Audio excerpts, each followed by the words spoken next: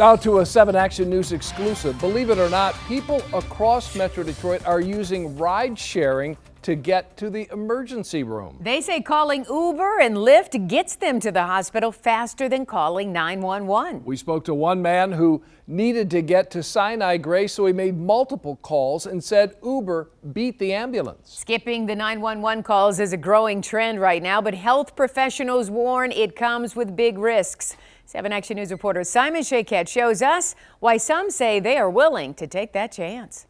More and more people are choosing to skip a conventional 911 call and ambulance ride for medical emergencies, instead opting for Uber or Lyft, a decision some say puts those lives at risk.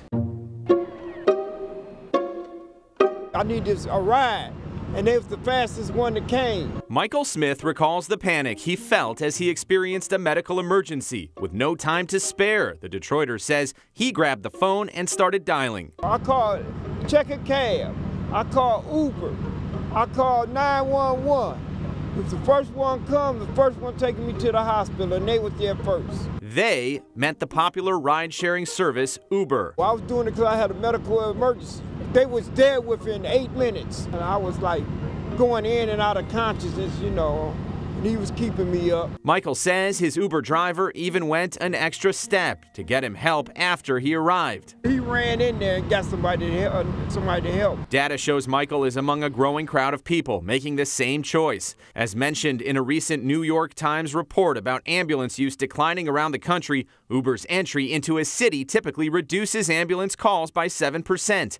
Michael even insists the Uber experience a few weeks ago was worth a 5-star review. Is it something that you would actually do again? Definitely. They're not medically trained. They don't have the medical equipment in their cars. Dr. Rose Kuo with Ascension Providence Hospital in Southfield is one of many physicians now urging patients not to make what she describes as the wrong call. If it is life and death, I would say you definitely need an ambulance. The EMTs and paramedics are trained to deal with any situation. Beyond the specialized training of first responders, she says lights and sirens, along with the necessary life-saving equipment, are things you won't find inside an Uber or Lyft. Kits to start IVs. They can start you on fluids, on important life-saving medications if you were to go into cardiac arrest. If you're in a real medical emergency, especially if you're having a massive heart attack or a stroke, every second, every minute counts. She says anyone who could be deathly ill also risks leaving dangerous germs in the back of a ride-sharing vehicle for someone else to pick up.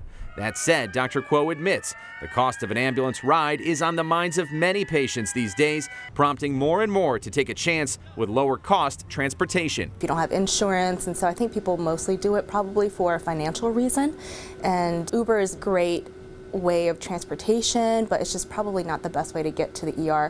And the doctor says if you're a pregnant mother about to go into labor, the same concept applies. Do what's safest. Take the ambulance, not an Uber or Lyft. From Southfield, Simon Shayket, 7 Action News.